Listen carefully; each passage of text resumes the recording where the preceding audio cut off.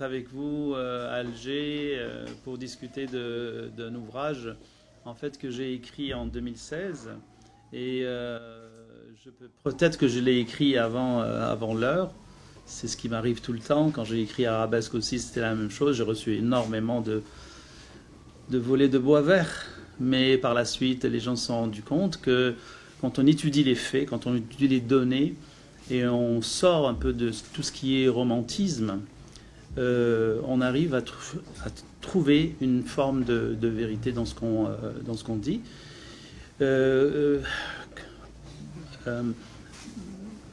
Mon livre n'est pas une critique littéraire. Moi, je ne suis pas spécialiste en littérature. J'ai mes goûts, bien sûr. Je suis un très grand lecteur. Je lis depuis que, comme je disais à mes élèves, je lis depuis que j'étais dans le ventre de ma mère. Et donc, j'ai des goûts. Je ne les dirai pas, mais disons que ce qui m'intéresse dans ce livre-là, c'est de voir un peu l'idéologie qui est véhiculée par certains auteurs.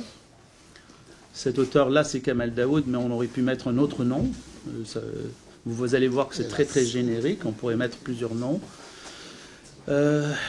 En fait, quand je me suis intéressé à Kamel Daoud, parce que je le lis comme tout le monde, je l'ai lu, moi-même j'ai écrit au quotidien d'Oran depuis très longtemps, et il écrivait au quotidien d'Oran, donc je l'ai suivi, j'ai suivi son parcours, je le suis jusqu'à maintenant, je le lis régulièrement.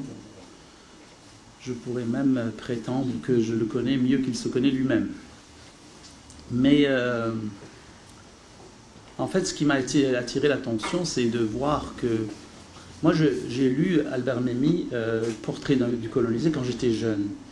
Et ce petit livre très très intéressant d'Albert Memmi nous donne un portrait du colonisé. Et quand on prend ce que dit Albert Memmi et on l'applique à Kamel Daoud, il y a vraiment une ressemblance extraordinaire. Albert Memmi est mort il y a des années. Il n'a jamais connu et peut-être jamais lu Kamel Daoud, mais ça s'applique à lui. Et je suis sûr que dans le futur aussi, cette description du néocolonisé s'appliquera à d'autres auteurs, d'autres écrivains.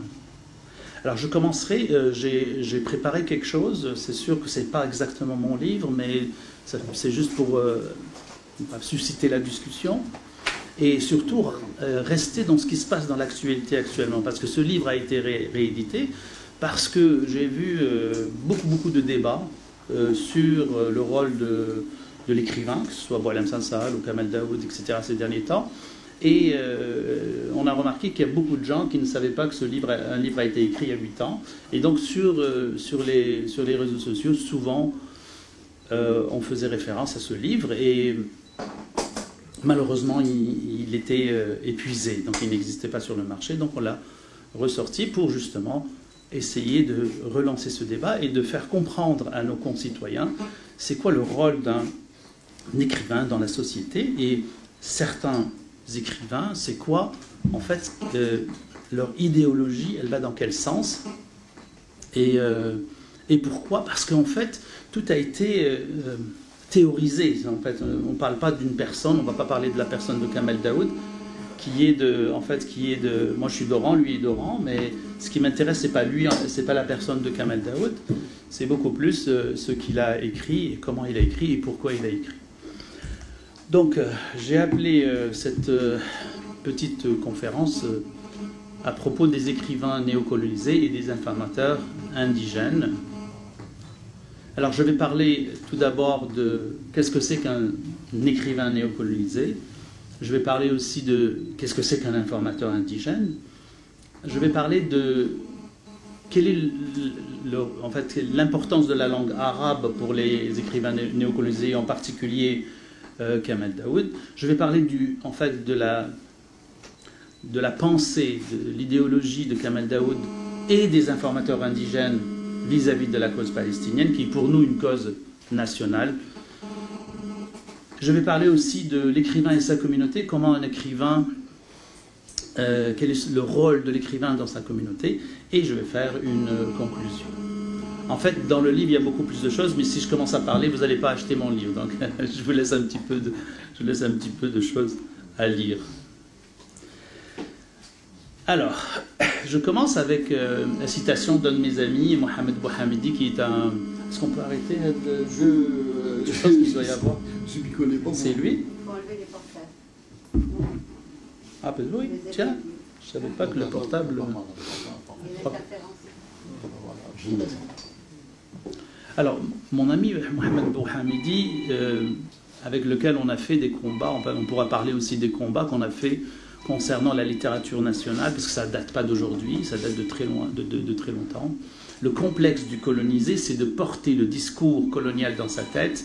Il se traduit par l'obsession de s'extraire de l'indigénat et de se distinguer de son peuple, c'est-à-dire le néocolonisé, on parle du colonisé ou du néocolonisé, parce qu'on est maintenant, on n'est pas dans la période de la colonisation.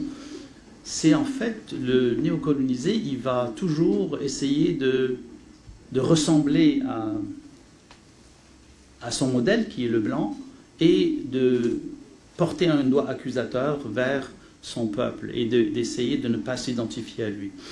Albert Memmi, donc bien avant Mohamed Bouhamidi, il dit l'ambition première du colonisé sera d'égaler ce modèle prestigieux, le colonisateur, et de lui ressembler jusqu'à disparaître en lui. Le but du colonisé, je dirais même d'écrivain néocolonisé, c'est de disparaître, d'être exactement comme son modèle, c'est-à-dire le colonisateur, c'est-à-dire le blanc, c'est-à-dire celui qui a le savoir, celui qui a la lumière, et nous, on est les pauvres, nous sommes dans la noirceur au-delà de la mer Méditerranée. Et en fait, ce qu'on a constaté récemment, c'est que ce qu'a dit Albert Memmi est encore, je veux dire, même Albert Memmi n'y a pas pensé, parce que tout récemment, Kamel Daoud a dit « je suis plus français ». Alors, il n'y a pas juste qui s'est fondu dans le colonisateur. Non, il est encore beaucoup plus tard. Il est exhibé dans tous les plateaux, alors ça vous le voyez, on voit ces genres d'autres, ce qui serait quasiment impossible pour un auteur, disons, commun. Il est affublé de superlatifs pompeux, donc vous voyez, donc on essaye toujours de leur donner des titres, de les glorifier, etc. Pourquoi? Pour justement que leur parole ait un sens, que leur parole ait un poids. Passons maintenant aux informateurs indigènes. Alors, c'est quoi un informateur indigène? Alors, en anglais, on dit native informant. Donc, si je le traduis directement, ça me donne informateur autochtone. Alors, en français, on dit plus un informateur indigène. En fait, c'est quoi? C'est une personne qui est d'une race ou d'un lieu particulier et qui, de par son appartenance à cette race de lieu, il devient spécialiste. Donc, il est considéré comme un expert, pas parce qu'il a fait des études, non, c'est parce qu'il vient de cette communauté. C'est-à-dire, un musulman va être expert en islam. Un Algérien va être expert en la géographie de l'Algérie. Un Algérien va être expert de l'histoire de l'Algérie, etc., etc. Mais c'est pas n'importe quel Algérien. D'abord, il faut l'adouber, il faut le créer, il faut le monter, il faut le formater, etc., pour pouvoir, justement, avoir cette capacité de dire des choses. En ce qui concerne l'islam, c'est très flagrant. On cherche toujours un bon musulman. Alors, le bon musulman, c'est quoi? C'est celui qui dit aux Occidentaux ce qu'ils ont envie d'entendre. Et qui peut même plus que ça, il peut aller plus loin, il peut dire même des choses très très dangereuses, très graves sur l'islam et les musulmans, mais personne ne va dire qu'il est islamophobe. Pourquoi? Parce qu'il est musulman. Alors j'ai choisi un exemple, pas de France, mais un exemple du Canada, où j'habite depuis très longtemps. Et nous allons écouter une journaliste québécoise qui s'appelle Sophie Durocher, et qui est, disons, plus ou moins de l'extrême droite. Okay, et qui, d'ailleurs, dans mon livre, je le cite, en 2014, lorsqu'il a été attaqué après les événements de Cologne, elle a pris sa défense.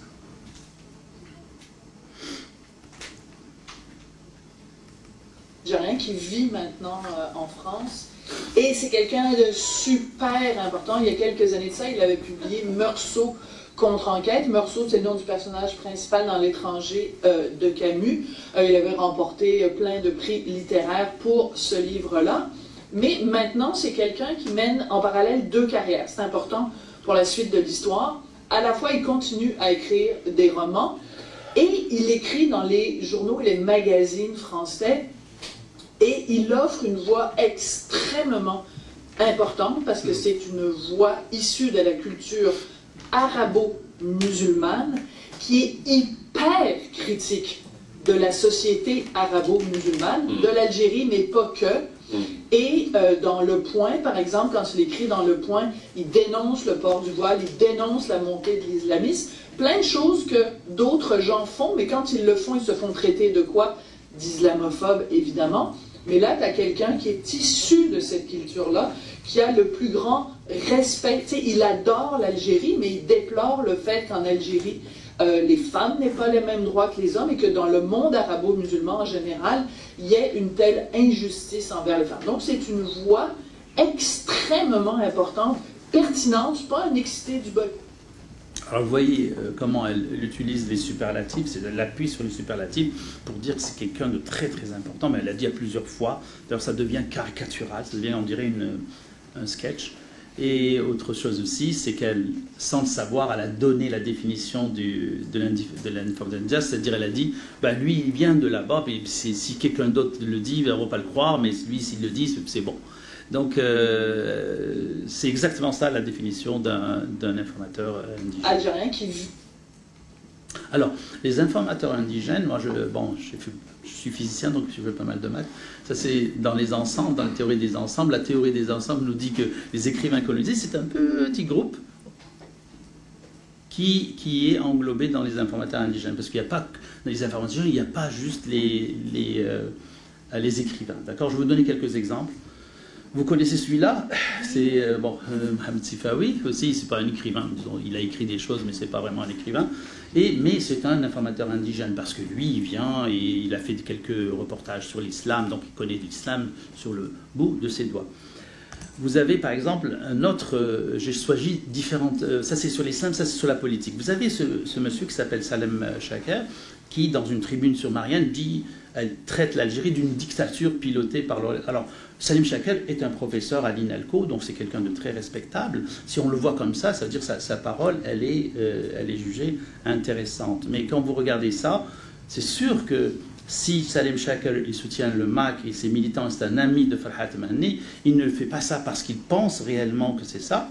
Ben, s'il fait ça parce que justement il a des idées politiques qui sont autres que ce qu'il dit. D'accord? Donc vous voyez, donc derrière le message, il y a toujours une volonté politique autre que ce qu'on... Et si on ne connaît pas tout ça, parce que en fait les médias mainstream européens ou français en général, qui nous veuillent du bien, ils vont nous présenter une phase de l'information. En fait, c'est ce qu'on appelle le mensonge par omission. Donc, on nous présente quelque chose, mais on ne nous dit pas tout. Donc par omission, on pense que c'est ça. J'irais même je sors du cadre algérien. Vous connaissez quelqu'un qui s'appelle, je ne sais pas si vous avez suivi les affaires quand il y a eu l'invasion de l'Irak en 2003, et Ahmed Chalabi, c'était un grand manipulateur, c'est un menteur. Il a menti sur les armes d'explosion massive. Il a servi d'informateur indigène à Bush et toute son entreprise de destruction de l'Irak. Donc, on pourrait en citer plusieurs. Hein. L'informateur indigène, là, c'est pas une création, disons, algéro-française.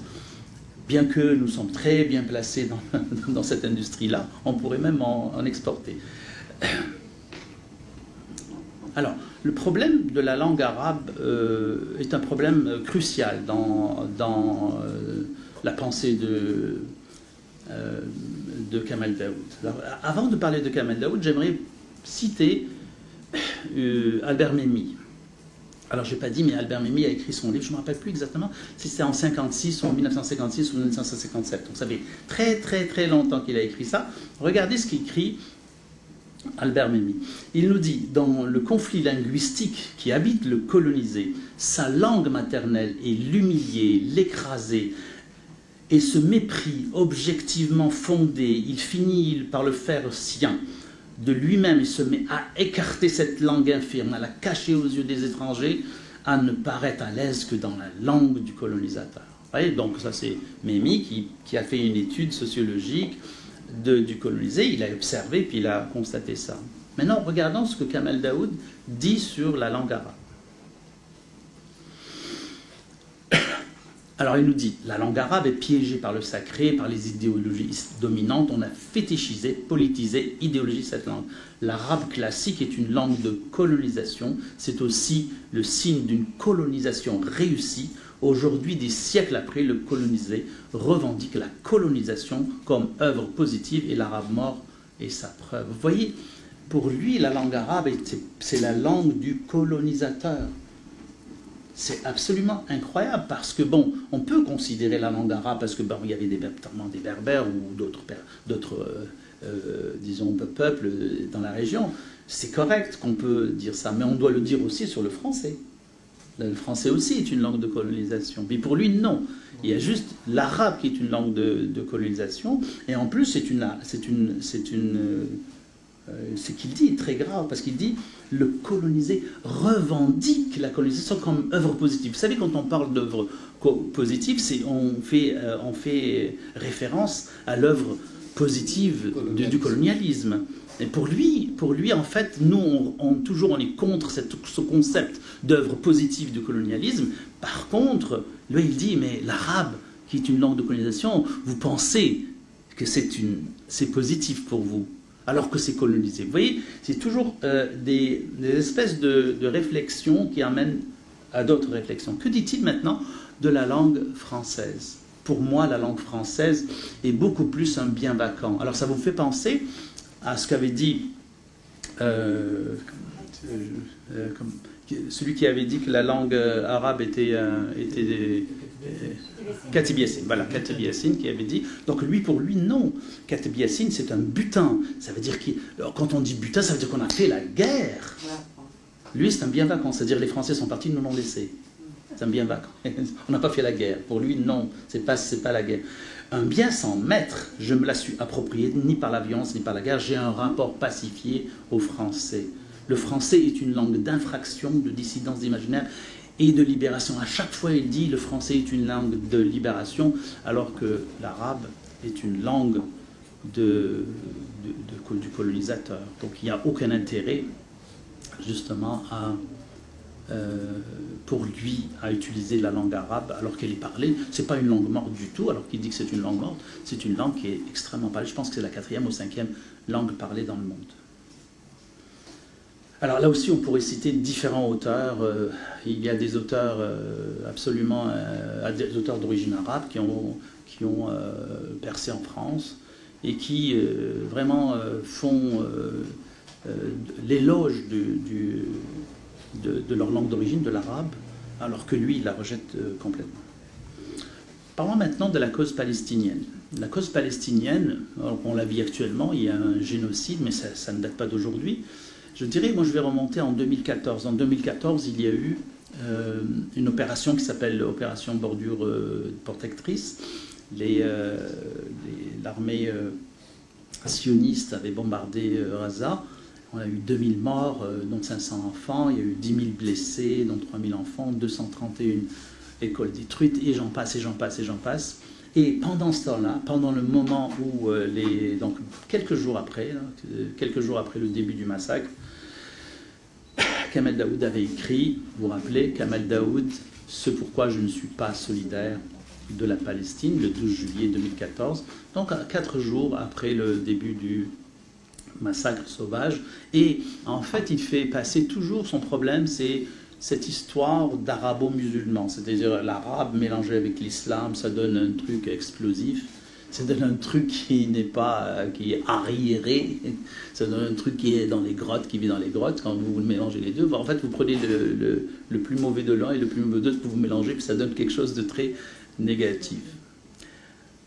Et quand il a été attaqué, donc en 2016, il a écrit 2 articles dans Le Monde et dans le New York Times, donc peut-être on va parler tout à l'heure, sur les migrants. Il a dit qu'il y avait énormément de migrants qui ont commis des viols la nuit du Saint-Sylvestre, donc le 31 décembre 2015.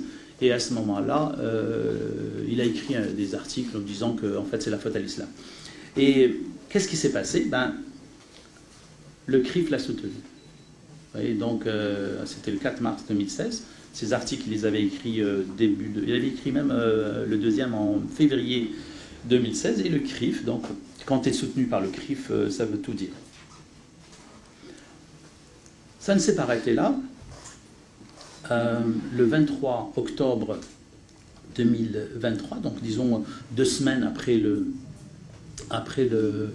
l'attaque du 7 octobre, okay, il a écrit « Lettre à un Israélien inconnu de la part de Kamel Daoud », édito, notre éditorialiste, il a fait un édito pour ça, fait au point, dans le point.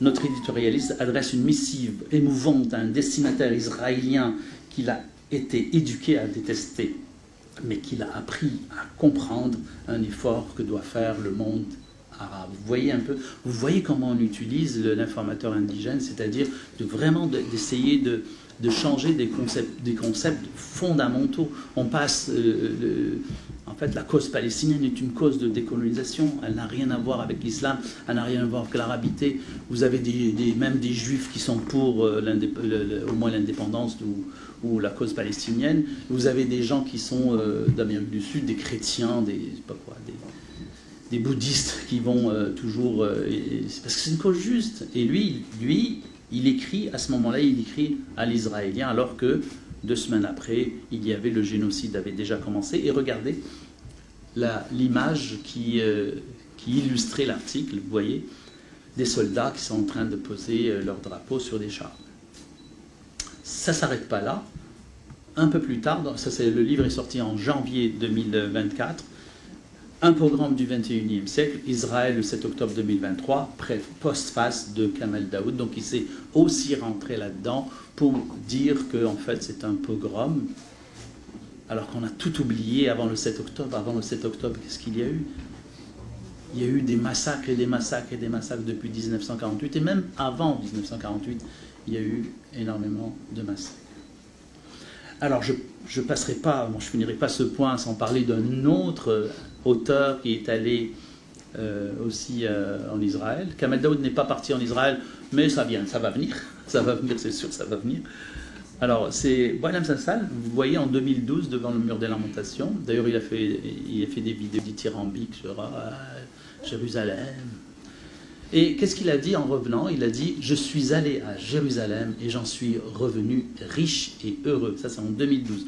Vous savez, l'année passée, moi, j'ai adressé 2 lettres à l'APN, à l'Assemblée populaire nationale, pour criminaliser la relation avec Israël. J'ai demandé à ce que toute personne qui va à Israël ou des relations ou quelque chose comme ça soit criminalisée, parce que ce sont nos ennemis et on ne peut pas faire confiance à quelqu'un qui va en Israël. On ne sait pas ce qu'il est allé faire, on ne sait pas ce qu'il fait, par exemple il revient en Algérie, et ça n'a pas été, je n'ai pas eu de suite. Je suis vraiment fâché parce que normalement on devrait avoir des lois qui interdisent à des Algériens de partir en Israël.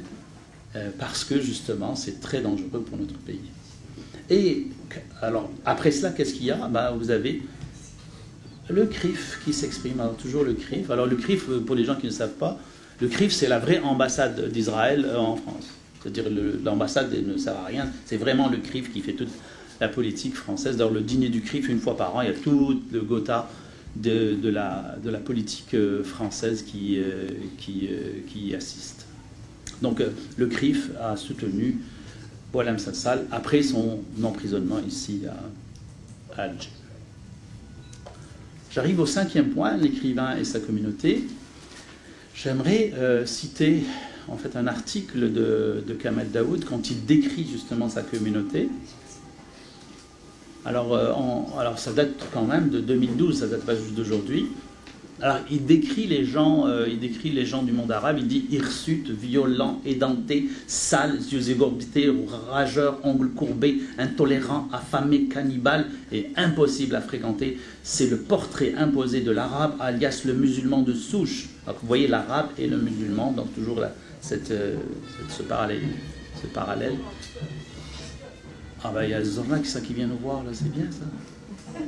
De quoi vous donner envie de préciser l'essentiel d'un vie. Je suis algérien et pas arabe. Je suis humain et j'ai le choix d'être musulman ou pas. Donc voici comment, en fait c'est un des portraits, j'aurais pu en citer plusieurs. cet extrait-là vient de 2 articles qu'il a écrits sur les viols sur les violeurs de Cologne. Ça, c'est le premier, c'est celui du 31 janvier 2016. Et il y a eu ces viols-là, et c'est avéré par la suite que c'est faux, il n'y avait pas eu de viol. Et lui s'est empressé d'écrire, donc ça lui tombait du ciel cette histoire, ça a vérifié toutes ces théories, mais c'est avéré qu'à par la suite, quand on fait l'enquête, en 2015-2016, Merkel avait demandé à ce qu'il y ait 1 million de réfugiés syriens qui viennent s'installer, elle avait demandé ça, et ça ne faisait pas l'affaire de l'extrême droite allemande, et donc ils ont sorti cette affaire pour dire voilà, ce sont des violeurs en puissance, etc. Et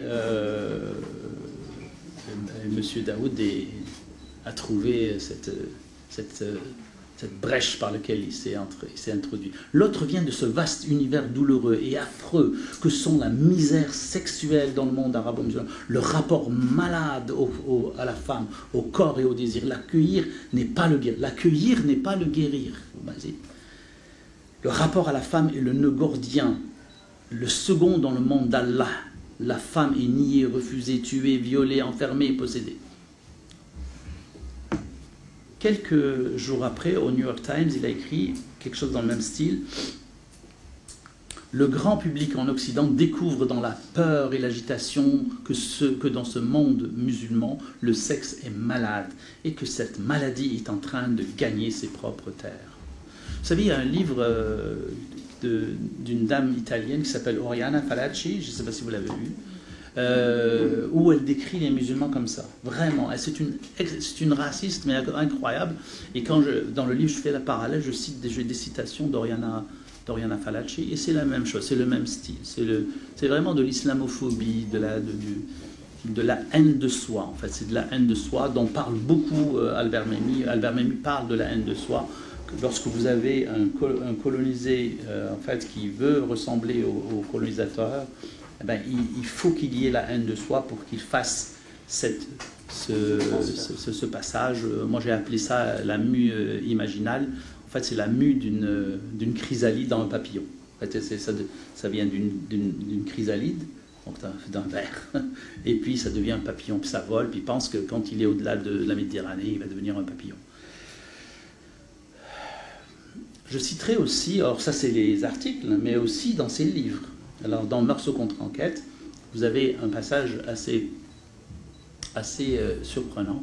C'est l'heure de la prière que je déteste le plus, et ce depuis l'enfance, mais davantage encore depuis quelques années. La voix de l'imam qui vocifère à travers le haut-parleur, le tapis de prière roulé sur les selles, les minarets tonitruants, la mosquée à l'architecture criarde, et cette hâte hypocrite des fidèles vers l'eau et la mauvaise foi, les ablutions et la récitation. Vous voyez donc que ce soit dans ses livres, à travers ses personnages, ou que ce soit ses articles à lui, il y a cette volonté de dégrader son origine, ces gens. On ne dit pas que tout est rose, non, mais de là à insulter, ça c'est de l'insulte. On insulte sa communauté comme ça. J'aimerais juste faire le parallèle avec Amin Maalouf, qui est un de mes auteurs préférés. Amin Maalouf est un Libanais qui vit en France. Il a sa langue maternelle est l'arabe, et voici ce qu'il a dit le jour où il est rentré dans l'Académie française en 2012. Quand on a le privilège d'être reçu au sein d'une famille comme la vôtre, on n'arrive pas les mains vides. Et si on est l'invité levantin que je suis, on arrive avec les bras chargés, par gratitude envers la France comme envers le Liban. La France et le Liban. J'apporterai avec moi tout ce que mes deux patries m'ont donné, mes origines, mes langues, mon accent, mes convictions, mes doutes. Et plus que tout, peut-être mes rêves d'harmonie entre les deux, de progrès et de coexistence entre les deux. Pas cracher sur l'une et vénérer l'autre, comme font nos écrivains, nos colonisés. À propos de la langue arabe, Amin Maalouf dit la chose suivante. L'arabe est une partie de moi-même dont je me sens incapable de me démettre, ou plutôt dont je ne veux jamais me démettre. C'est-à-dire que non seulement Il est incapable, mais il ne veut pas se démettre, parce que la richesse de sa personnalité, la richesse de son écriture, la richesse de son âme, c'est justement son origine. Et on ne peut pas prétendre à la postérité, on ne peut pas prétendre à être universel sans avoir les pieds dans la boue de son pays. C'est impossible. Je vais vous citer un des poètes que j'aime beaucoup, c'est Nazim Hikmet, poète turc. Il nous dit: pour un poète, l'amour du pays, du peuple, c'est l'amour d'une terre réelle, concrète, que l'on touche du doigt, que l'on voit de ses yeux, l'amour des êtres humains dont on attend la voix. Le poète ne peut faire des vers que s'il est rempli de cet amour-là. Et l'écrivain, bien sûr aussi. Vous ne pouvez pas faire de vers si vous n'aimez pas votre peuple. Vous ne pouvez pas écrire si vous n'aimez pas votre peuple. Vous ne pouvez pas écrire si vous rejetez vos origines. C'est quasiment impossible. Vous ne pouvez pas prétendre à la postérité si vous crachez sur votre peuple, comme je l'ai écrit dans un article cet été. Parce que Kamal Daoud, il est passé de la critique objective à l'insulte. Il est passé d'une critique, et c'est comme ça que les gens l'ont lu, c'est un bon critique de la vie sociale, etc. Mais il s'est enfargé dans l'insulte de son peuple. Alors, en guise de conclusion, j'aimerais dire 3 choses. Les écrits des écrivains néocolonisés sont un kaléidoscope de clichés orientalistes et de stéréotypes éculés dont les racines sentent le colonialisme. Alors, je n'ai pas parlé aussi de ce qu'ils pensent du colonialisme, parce qu'il y a des citations, mais je vous laisserai découvrir dans le livre. Les écrivains néocolonisés sont des informateurs indigènes, donc ils servent à ça. Et les écrivains néocolonisés font tous allégeance aux lobbies sionistes, parce que sans le lobby sioniste, soit en France, aux États-Unis ou ailleurs, ils ne peuvent pas gravir les échelons, ils ne peuvent pas être adoubés, ils ne peuvent pas être anoblis, comme on l'a vu tout à l'heure. Je vous remercie pour votre attention. Merci à vous. En fait, c'est ça. Donc, en fait, ce que je disais, c'est qu'il est quand même assez étrange que des décennies après notre indépendance, nous parlons encore de colonisés, colonisateurs, néocolonisés, etc. Mais il faut savoir aussi que, en fait, c'est une autre forme de colonialisme, qui est le colonialisme intellectuel, qui se transmet de génération en génération, et on le voit. Kamal Daoud n'a jamais vécu pendant la guerre de révolution, ni pendant la colonisation. Pourtant, d'après, enfin c'est pas moi qui le dis, mais d'après la grille d'études d'Albert Memmi, qui était lui pour le coloniser, quand on l'applique pour ce qui se passe maintenant, on trouve la même chose. Donc néo, c'est juste que ça veut dire que c'est plus récent, c'est une nouvelle forme de colonisation. Parce que la colonisation de peuplement qu'on a vécu ici en Algérie, c'est une autre forme, il y a de l'armée, il y a la force, le pouvoir, etc. Maintenant, non, c'est juste du smart power, en fait, c'est de la force douce, du pouvoir doux, qui essaye de gagner les esprits, de gagner des guerres. On gagne des guerres actuellement sans faire la guerre. On gagne des guerres, les guerres de 4e génération sont des nouvelles façons de faire les guerres. Et on pourrait en discuter, mais pour moi, les informateurs indigènes font partie de l'arsenal des guerres de 4e génération, et je dirais même plus, parce que j'ai donné quelques conférences sur ce qu'on appelle les guerres cognitives, c'est-à-dire la façon de penser, et eux font partie de cela. Voilà. Par exemple, vous me dites, Boualem Sansal avait dit que en fait, l'ouest de l'Algérie n'appartenait pas au Maroc, ce qui est absolument absurde. Mais ce n'est pas absurde tant que ça, parce qu'en fait, il y a un narratif qu'il faut faire passer aux gens, et après, ce narratif-là commence à circuler dans la population, et après, vous avez beaucoup plus de gens qui vont y croire. Vous savez, il y a un concept qui s'appelle en publicité, qui s'appelle la fenêtre d'Overton. Je ne sais pas si vous avez ça. Une fenêtre d'Overton, en fait, c'est l'ensemble des idées qui sont admises dans la population. Des choses qu'on peut faire, pas faire. Et ce genre de personnes, comme que ce soit lui, que ce soit Éric Zemmour, que ce soit des gens qui vont aller pousser toujours la fenêtre d'Overton vers des choses qui ne sont pas acceptables, mais qui deviennent acceptables par la suite. Alors, voilà. Vous avez un exemple que j'ai écrit un article, mais je ne l'ai pas encore publié. Le cas, par exemple, du mariage de même sexe, par exemple. il y a des statistiques qui se font depuis les années 50 aux États-Unis jusqu'à maintenant. Êtes-vous d'accord avec le mariage de même sexe? Oui ou non? Vous répondez oui ou non. Alors la courbe du non, elle est comme ça dans les années 50, et ici le oui. Et vous voyez au bout d'un certain temps, tout récemment,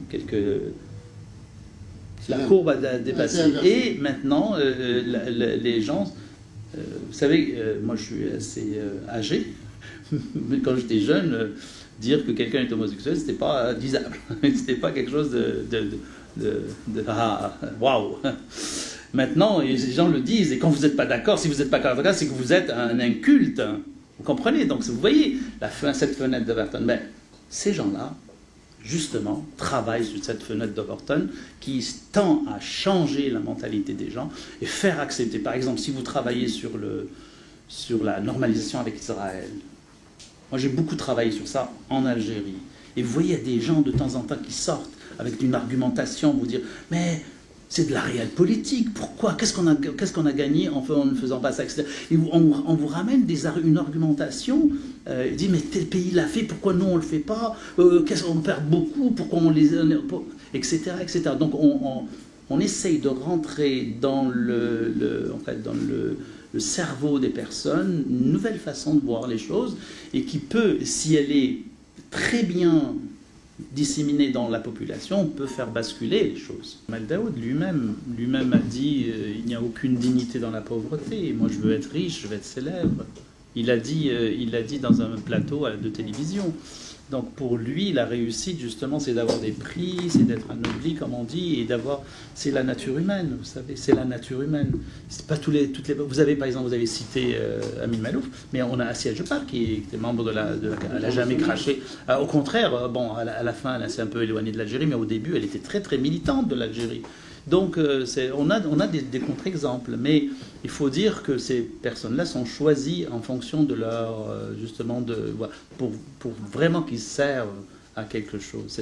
Il me semble que ce soit Boualem Sassal ou Kamel Daoud ou d'autres, c'est vraiment, ils ont le profil de ça, c'est-à-dire ils ont le profil de personnes qui, d'ailleurs, dans une émission, On n'est pas couché, à un certain moment, il y a un chroniqueur qui lui dit « J'ai l'impression que vous n'aimez pas votre pays ». Il le dit textuellement comme ça, j'ai l'impression que vous n'aimez pas. Il a été estomaqué d'entendre cette question-là. C'est-à-dire, en fait, il part de ce complexe d'un paysan qui est rentré à Oran. D'ailleurs, je raconte dans un de mes articles qui est sorti en mois de juillet, que lui-même, moi je ne le connais pas personnellement, mais lui-même dit, quand je suis rentré à Oran, je voyais des belles filles, et je voyais des jeunes hommes avec des belles chemises blanches, etc. Puis il était un peu complexé par rapport à ça. C'est lui qui le dit. Donc, il me semble que c'est un processus, c'est une personne qui voulait quand même réussir, aller très rapidement réussir, et la meilleure voie pour réussir, c'est de cracher sur la religion. Voilà, exactement. Donc, à mon avis, il y a de cela. Et puis, juste pour vous dire, les gens, les informateurs indigènes et les écrivains colonisés sont très dangereux pour l'Algérie parce qu'ils véhiculent des idées qui cherchent justement à diviser la société. Par exemple, j'en ai pas parlé, mais tout leur discours, par exemple, par rapport au colonialisme, ils disent, Sansal dit, ils ont plus aimé cette terre que nous. Et Kamel Daoud dit, si on n'est pas capable de gérer ce pays, autant bien le rendre aux colons. Il le dit textuellement dans le livre, je cite la référence. Donc, vous voyez tout ce discours qu'on a, vous avez tous entendu ce discours. Jazair kan très mieux qu'un Français. Mais c'est vrai que les Français vivaient mieux que les Algériens, c'est ça. Les Français vivaient mieux que les Algériens. Moi, mes grands-parents vivaient dans la campagne, ils n'avaient même pas de quoi mettre ils marchaient pieds nus. Ils ne bouffaient pas à leur faim. Je regrette infiniment. Il n'y a aucune personne de ma famille plus âgée que moi qui a étudié. Moi, je viens de la campagne, n'ont jamais étudié, à part mon père qui était professeur de Coran, parce que le Coran s'enseignait. Mais sinon, mes grands-parents, mes arrière-grands-parents, il n'y a personne qui a étudié. Moi, il y a quelque chose qui s'appelle l'indépendance, et je fais mes études, mon doctorat, mon postdoc, et tout, j'ai tout fait. Grâce à qui? Grâce aux bourses que j'ai eu. Mes parents sont pauvres. Ils n'auraient jamais pu payer des études, surtout au Canada. Moi, j'ai fait mon doctorat au Canada et mon postdoc au Canada grâce à l'Algérie. Il ne faut pas aussi... vous comprenez? Donc, et puis ils disent, ben, quand l'Algérie, durant la colonisation, l'Algérie était le grenier de l'Europe. Ben oui, vous avez une armée d'esclaves. Donnez-moi une armée d'esclaves, donnez-moi des terres gratuites, et je deviens le grenier de n'importe quoi. Vous comprenez? C'est-à-dire qu'il y a aussi cette façon de voir les choses. Donc on ne vend pas... le discours de Kamel Daoud et le discours de ces gens-là qui disent qu'on était mieux avant, ça veut dire que vous n'êtes pas capable de gérer un pays. Que génétiquement, vous n'êtes pas capable. Pas juste que vous ne pouvez pas. Vous ne pourrez jamais gérer ce pays-là, ni un autre pays. D'ailleurs, il écrit un article qui dit « Qu'est-ce que le monde arabe a donné à l'humanité ?» Mais c'est correct, maintenant c'est sûr qu'on est dans une... Mais on a donné à l'humanité quand l'humanité était en dessous de la terre. Nous avons donné à l'humanité. Notre civilisation a donné à l'humanité. Mais les civilisations, c'est comme des... Ça monte puis ça descend. Et on voit actuellement aussi une certaine civilisation qui est en train de tomber. Parce qu'une civilisation ne tombe pas avec l'argent, avec l'économie. C'est pas le PIB, c'est les valeurs. Ces pays-là n'ont pas de valeur. Et quand ils n'ont pas de valeur, ils périclitent. Je décris comment les cyberactivistes ont été recrutés. Et en général, c'est des jeunes qui sont approchés selon un profil bien déterminé.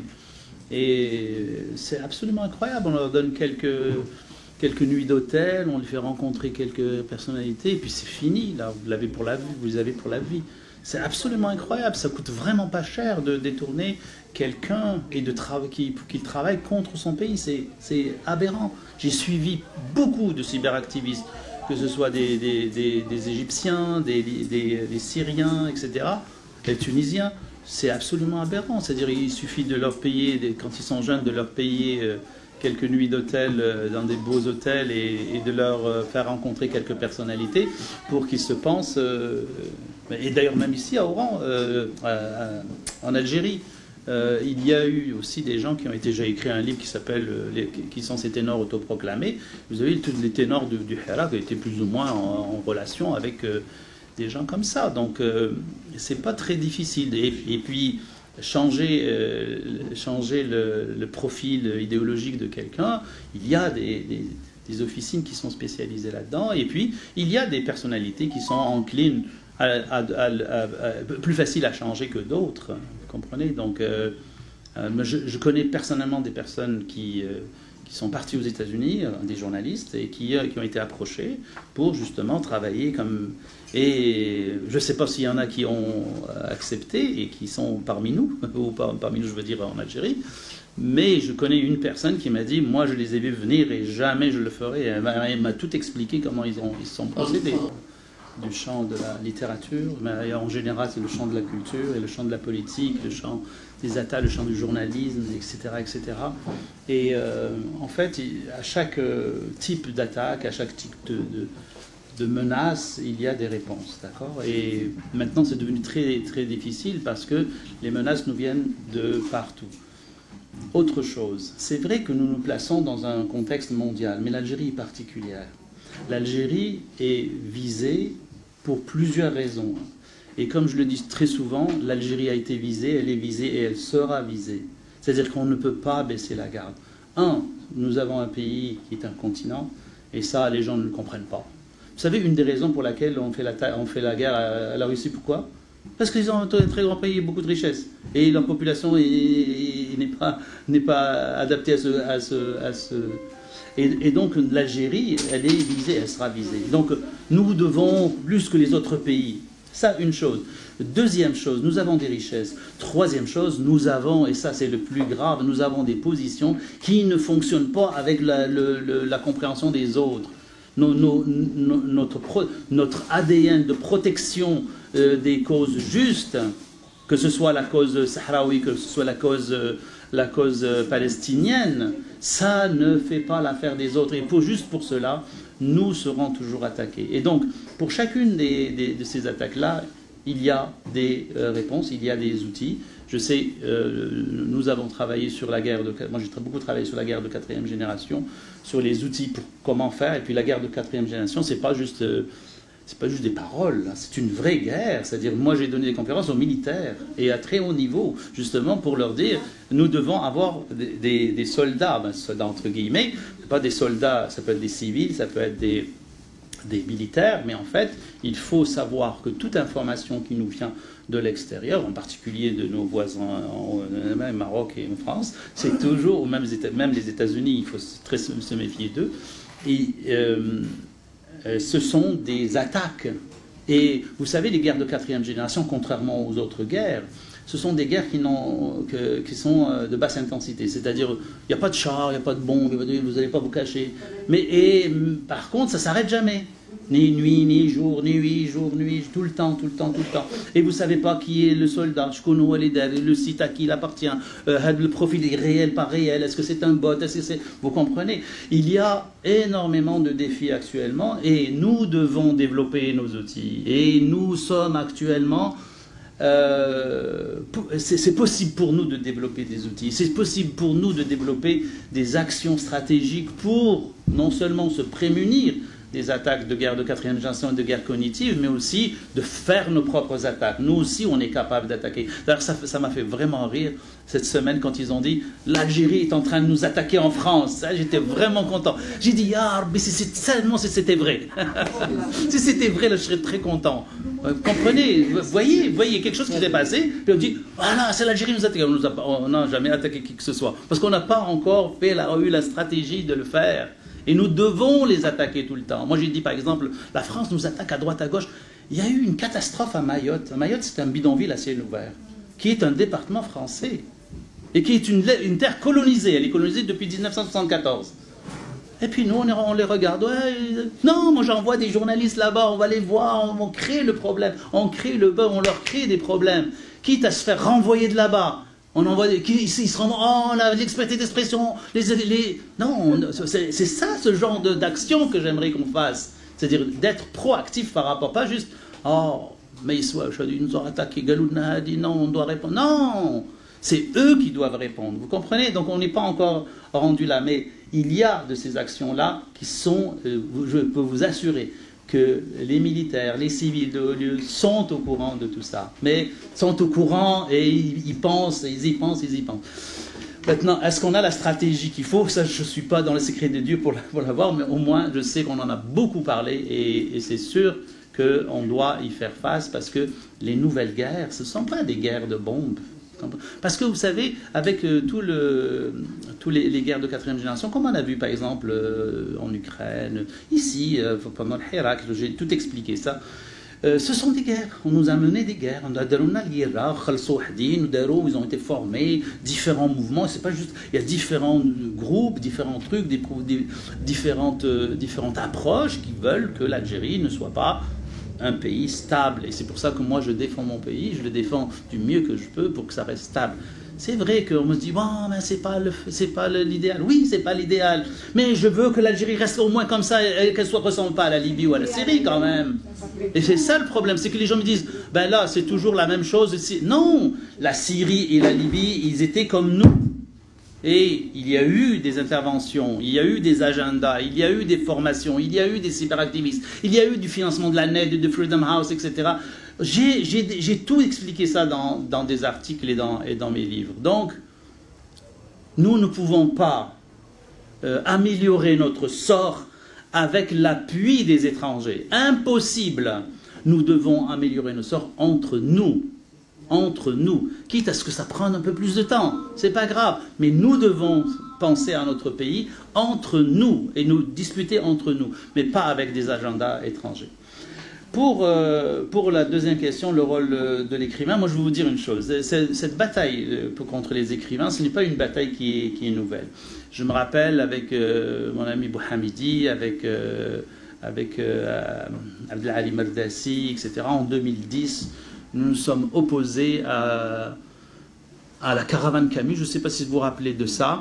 C'était en fait Yasmina Khadra qui était directeur du Centre culturel d'Algérie en France, avait eu la brillante idée de ramener Camus au centenaire de sa mort, je ne me rappelle plus, un événement comme ça.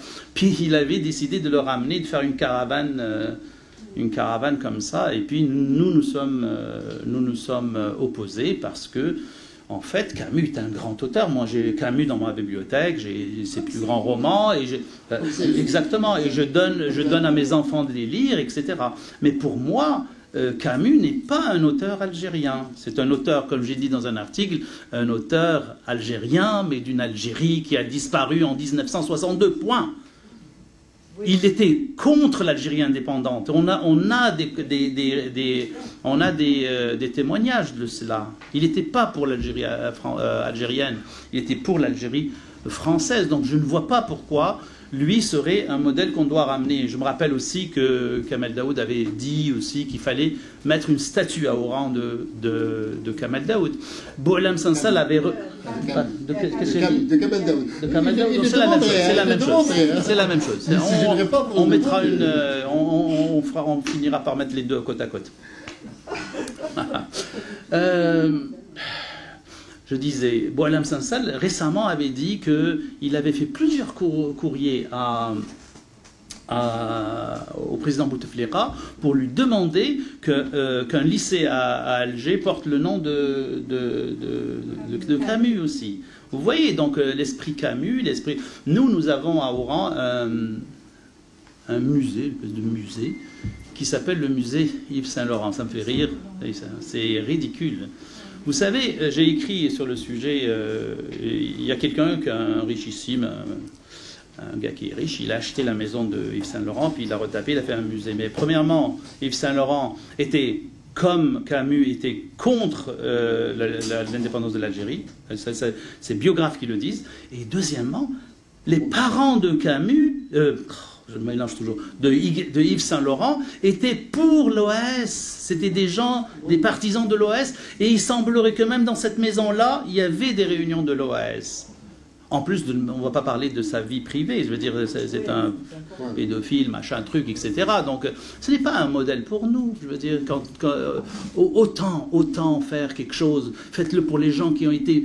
avec nous, les Européens qui ont été avec nous durant la guerre de libération. Pourquoi pas le faire? Je me rappelle, il y a une clinique qui s'appelle la clinique Laribert, qui a été le monsieur Laribert, le docteur Laribert, a été plusieurs fois ciblé par les attentats de l'OS. Il a échappé de justesse. Et à un certain moment, la clinique, les gens sont venus, mais c'est qui Laribert? C'est un nom français, ça doit être un général qui a brûlé l'Algérie. Ils ont voulu enlever le nom, et ça a été une levée de bouclier. Vous comprenez? Nous devons aussi prendre soin de la mémoire des gens qui nous ont aidés, mais pas de Yves Saint-Laurent ou pas de Camus. Yves Saint-Laurent, c'est un grand couturier, Allah yasahel alayh. Camus, c'est un grand écrivain. Allah yasahel alayh. Mais ça, de là à mélanger ça avec ça, non. Donc, alors, pourquoi je vous parle de ça? C'est qu'en 2010, nous avons fait énormément d'écrits pour parler d'une littérature algérienne. D'ailleurs, les francophones ne sont connus, anoblis, etc., que lorsqu'ils sont adoubés par la France. Et les arabophones, la même chose au Liban. Donc, ما عندناش حنا littérature, ما نعرفوش حنا la littérature. خاصهم هما يقولوا لنا هذا مليح هذا ماشي مليح هذا lui il est bien, lui il est pas bien, lui il écrit bien. Non. Nous sommes capables, en tant que peuple, nous avons plus de 40 millions de population, nous pouvons créer des prix et nous-mêmes dire qu'est-ce qui est bien, qu'est-ce qui n'est pas bien pour nous. Pourquoi ne pas faire ce chantier-là? Et nous avons, depuis 2010, nous battons pour cela. Nous nous battons pour une littérature algéro-algérienne. Vous savez, juste une petite anecdote, quand on a attaqué la caravane Camus, Monsieur Yasmina Khadra, en personne, a écrit des énormités sur nous. Des gens paresseux qui ont le doigt dans le nez, qui ont des trucs que c'est des communistes. Les idées, mais il n'a pas compris. Hein? Pour Bouhamid, c'est vrai. Mais pour moi, non. Moi, je n'ai jamais appartenu à aucun parti. C'est-à-dire, moi, je suis un électron libre. Je pense des choses bien, que ce soit les communistes ou autre chose. Quand il y a quelque chose bien que je pense bien pour l'humanité, c'est bien. C'est tout. Et donc, Yasmina Khadra lui-même était monté au créneau. Il nous avait sermonné. Les articles existent encore. D'ailleurs, j'en ai écrit pas mal. Dans mon site, vous trouverez pas mal d'articles sur Yasmina Khadra aussi. Mais bon, le sujet aujourd'hui, c'est pas Yasmina Khadra, c'est Kamel Daoud. Mais disons que cette histoire de littérature algérienne, de création de prix, de motivation, de création, d'aller chercher, fouiner les talents qu'on a dans les écoles, etc. Nous n'avons pas fait ce travail. Nous n'avons pas fait ce travail. Nous n'avons pas fait le travail d'apprendre aux nos jeunes de lire et d'aimer le livre, d'aimer la lecture, que ce soit en arabe ou en français, dont nous n'avons pas, ou en manamazir, pourquoi pas. Donc il faut qu'on fasse ce travail. Nous ne l'avons pas fait. Au niveau du ministère de la Culture, au niveau du ministère de l'Enseignement, nous devons avoir une politique du livre algérien. C'est nous qui écrivons pour nous. Point.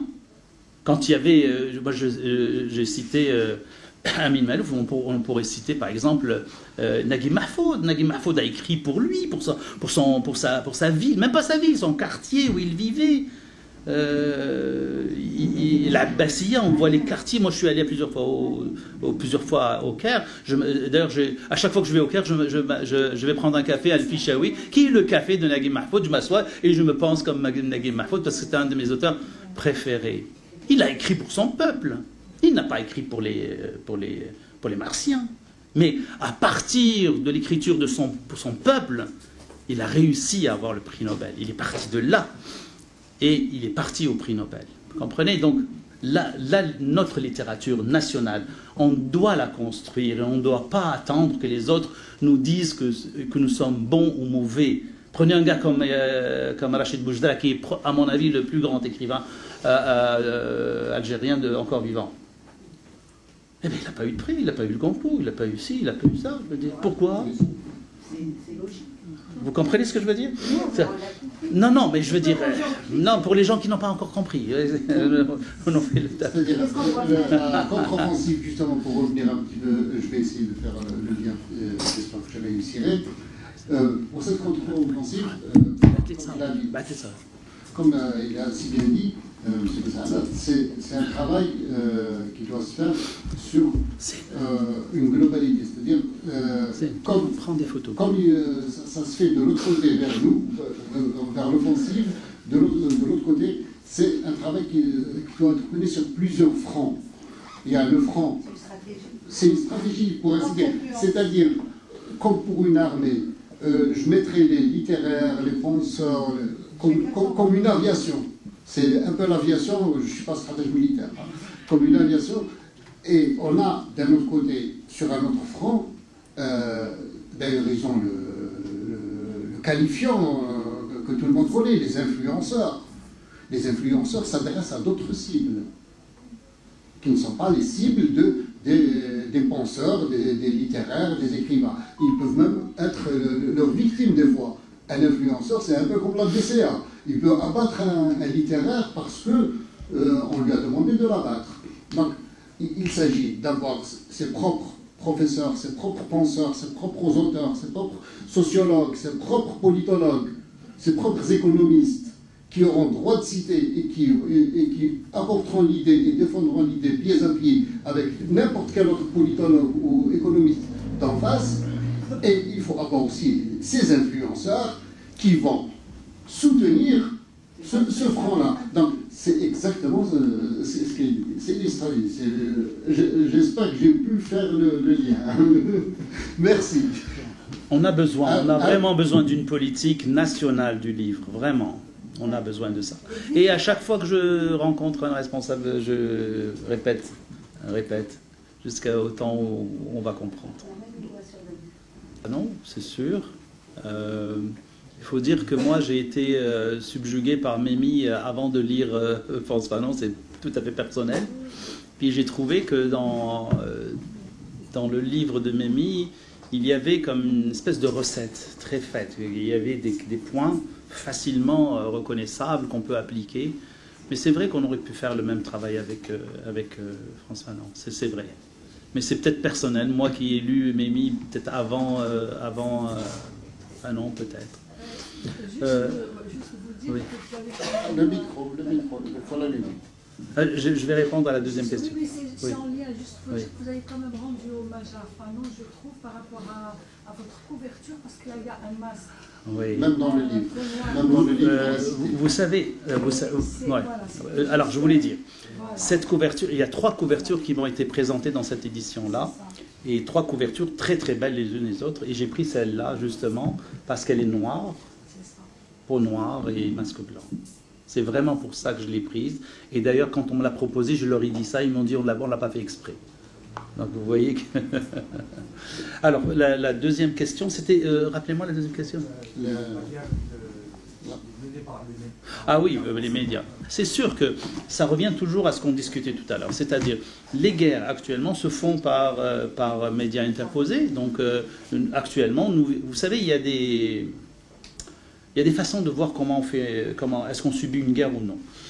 C'est des Russes qui ont fait cette étude-là, et on vous dit, voilà, si par exemple vous avez un nombre vous comptez le nombre, et les Russes font ça, ils prennent un pays, ils regardent combien d'articles sont écrits sur la Russie, et ils regardent le nombre d'articles neutres par rapport au nombre d'articles négatifs. Et si ça se vaut, ça veut dire qu'il n'y a pas de guerre. Mais si le nombre d'articles négatifs sont 5 fois supérieurs aux articles neutres, c'est qu'ils sont dans une guerre médiatique. Dans le cas de la France et du Maroc, il n'y a jamais de neutre. Je veux dire, on n'est que dans le négatif depuis très longtemps, pas maintenant. Depuis très longtemps, on est comme ça. Vous vous rappelez, pendant le Hirat, tout le temps, parce que nous sommes une cible, nous sommes à la cible des Français, la cible de la France. Pourquoi? Parce que nous ne rentrons pas dans la catégorie, nous ne sommes pas dociles, nous ne sommes pas des Marocains, pour ne pas dire autre chose, etc. Donc, vous avez besoin d'un visa pour entrer en Algérie, et le visa, il dure 1 mois pour l'avoir. Donc, vous comprenez. Alors que les autres, ils ont besoin de la carte d'identité pour passer. Donc, c'est sûr que avec la France, les choses ça a eu des hauts et des bas. Okay, depuis un certain temps, avec Macron, rien ne va plus, parce que, à mon avis, Macron a une politique qui est complètement erratique, et puis depuis un certain temps, il fait une politique d'extrême droite, et il y a une complète droitisation de l'Europe, en particulier de la France. Donc une politique de la droite, de l'extrême droite, c'est justement aller dans des pays comme le Maroc et d'essayer de faire plier des pays comme l'Algérie.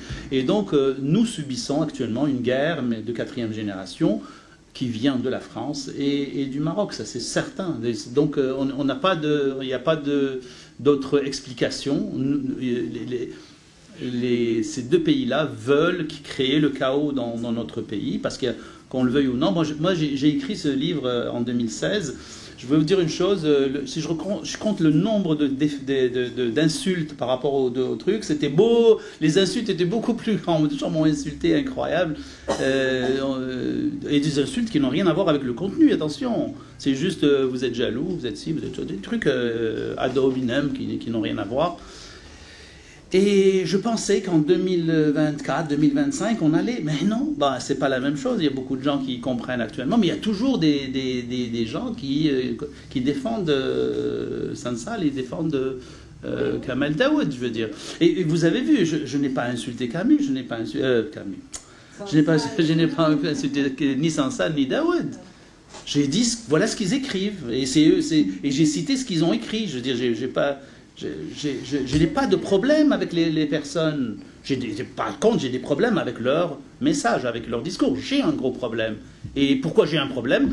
Parce que je ne veux pas que mon pays soit attaqué par des arguments tels que ceux qui sont en train de donner et de dire et de diffuser dans les médias. Parce que ce n'est pas vrai. Quand Kamel Daoud dit que les femmes sont mariées à 18 ans alors que sa sœur elle-même a fait des études, quand même. Quand l'autre Sansal il dit que l'Algérie, c'est n'importe quoi. Je veux dire, l'émir Abdelkader en 1830, il a combattu dans cette région-là. C'est pas possible, je dis. Ça ne tient pas debout, vous comprenez. Donc on ne faut pas les laisser justement avoir ce genre de discours-là. Il faut défendre nos intérêts, défendre notre pays contre justement ces velléités. négative ou belliqueuse de nos propres concitoyens qui ont tourné la veste et qui sont devenus néocolonisés, qui ont traversé la Méditerranée et nous regardent comme ça, nous, les sauvages. Voilà.